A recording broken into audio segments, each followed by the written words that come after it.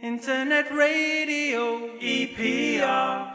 Without giving any names away, one of your companions actually told me that you agreed to get involved, or rather you persuaded other people to get involved in this challenge in the pub. Is that true? It was actually on a golf course. Oh, okay. To be honest. There was three of us, of Malcolm, Joff and myself, were out playing golf.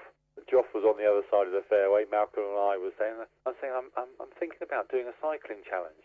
And Malcolm knew all about this race. He says, what about the race across America? Why don't we do this next year and do this, this and this? And then suddenly it was all being organised and it was all rushing away with us, all happening before we could even sort of think about, have we really thought this out? Yeah. Well, it's a whole different set of skills, isn't it? I mean, cycling, let's face it, is a completely different technique. And this is the first time in my career I'm actually going forwards and not going backwards. I don't know if that's an advantage or not. Well, you'll find out at the end, I guess, yeah. Now, we mentioned off-air the fair bit of twittering going on about what's happening here, and I noticed that bottom cream has come up very high on the list. Is this because there's a lot of damage occurred already, or...? With this sort of, the 36 hours is the longest one that we've done as a group. With the 15-minute changeovers, that it's not too bad, but 4 or 5 days into it, and one of the things that we haven't been able to practice for is actually the heat. When we're going through the desert, it's a very dry heat, up to 40 degrees plus. At night, it goes down to -5. And actually trying to keep your stuff, your kit dry. So we've got 3 to 4 changes of cycling clothes. But once you get out of the desert, we're told that it's just so humid. It's almost impossible to keep your kit dry. Yeah. And damp kit being put back on, a little bit of chafing's probably going to go on. It's sore and sore. So yeah, there's been a lot of twitters about which is the best creams to use. Yeah. Well, there are people out there who've done things like this, I guess, who would probably know exactly how uncomfortable it can be and therefore have come up with their own solutions. But what about eating and drinking? I mean, presumably when you're on the move, you're going to need liquids, aren't you? Yes. So again, with the 15-minute stints, we're not going to carry fluid on the bike because it's less weight to carry. But apart from the times we actually go through the desert, where even 15 minutes in the desert, you're going to get dehydrated very quickly. Yeah. But a lot of fluids, a lot of sort of snacking in the vehicle as you're waiting for your next 15-minute stint, your 6-hour period. Then once your 6-hour period, then it's very much of back into your RV, and hopefully there's going to be food ready for us. It's important to get some solids in. You can't live on sports drinks, energy drinks, and energy bars from that point of view. Yes. Even on the 36-hour cycle we did, everyone was getting these energy bars are just boring. So it's got to be a big mixture, and that's sort of, again, problems for the backup staff is that they've got to be cooking on the move.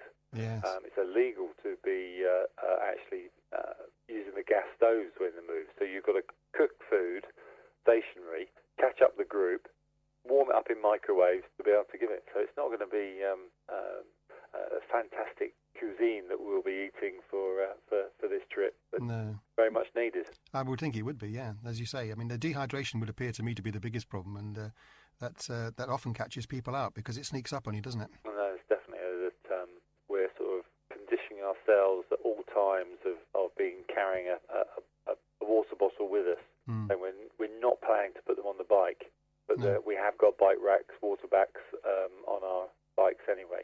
Right. And even the camel rucksacks, drinking bags on our backs for the desert to make sure that we don't get dehydrated at that time. It's very easy to forget, but we've almost conditioned ourselves now. Wherever we go, we've got a fluid bottle of some sort. Well, it's like a lot of things, including what you were doing previously, of course. It's a mental game as much as a physical one, really, isn't it? Oh, no, definitely. Yeah. That, it's really sort of being mentally attuned of what you've got to do. You've got to be conscious of the people around us as well. It's very easy when you're fatigued to get niggly with everybody else. But, there's no point having a go at everybody else when you're all in it together. It's very much a team spirit and working together, and it's going to be the team that gets us through it. It's not any of the individuals. Is that a positive element, that they're people you know well, or would it be better with strangers almost? At this stage, with a few days to go before we start, I'm quite pleased in doing it with friends. If they'll be my friends in 2 weeks' time when we've all finished, I don't know. Well, that was my roundabout question, yeah. It's a tricky one, isn't it? It's like, a very, very odd one, yeah. Some of the people that the bonds that recall Josh Spencer-Jones. We were on the sculling squad together of early 80s and national teams and Olympic Games. His brother Nick I know very well. Malcolm is probably the closest. Ian Neville, who's probably our best cyclist. His father used to make us our riggers for our boats. Yeah. So it's a very much a rowing crowd. So yeah, we're very much aware of each other, and I think they know more about me and the way that I tick more than I know about them in some ways. But they know I'm going to be grumpy. But they know you're a solid guy to have around as well, so I guess those two things work together, don't they? Yeah, I hope so. Yeah, very good. They know I'm good for 6 minutes. I'm not quite sure if I'm going to be good for 6 or 7 days. Yeah, well, I look forward to following your progress on this one. Now, on another subject, a medical one really, I think a lot of our listeners will know that you are actually diabetic. Yes. And they often wonder, in fact, people have said to me when they heard I was doing this interview, how can a guy like that be diabetic and do these things? I mean, to get into these challenges, which are physically demanding for anybody who was, let's say, without any kind of illness at all. I became a diabetic 3 years before the Sydney Olympics, so 13 years ago. And very quickly after being diagnosed, I decided that diabetes had to live with me, not me live with diabetes. Yeah. Fortunately, the consultant I was under was very young, very forward-thinking, where immediately I did think my rowing career was over. He was very much of saying, well, there's no reason why you can't do this. Didn't tell me until we'd all done it and finished the Olympics. He says, I didn't have a clue of how we were going to go about it, but I just felt that there was no reason why you couldn't. Yeah. So we sort of changed the face in some ways of how people look at diabetes. You don't have to wrap people up in cotton wool. It is a very serious condition, but it doesn't stop you trying to achieve your dreams. Because not everyone's able to become Olympic champion, but because I was Olympic champion before and Olympic champion afterwards, is that there is a possibility of still achieving great things.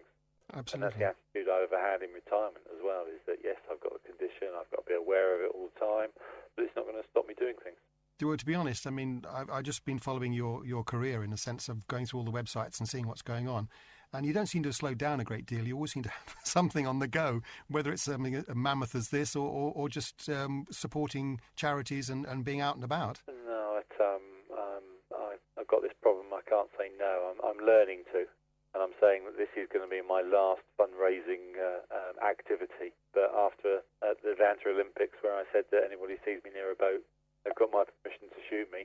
Yeah. Nobody believes me. I think, yes, I can understand why they might say that. Internet Radio, EPR.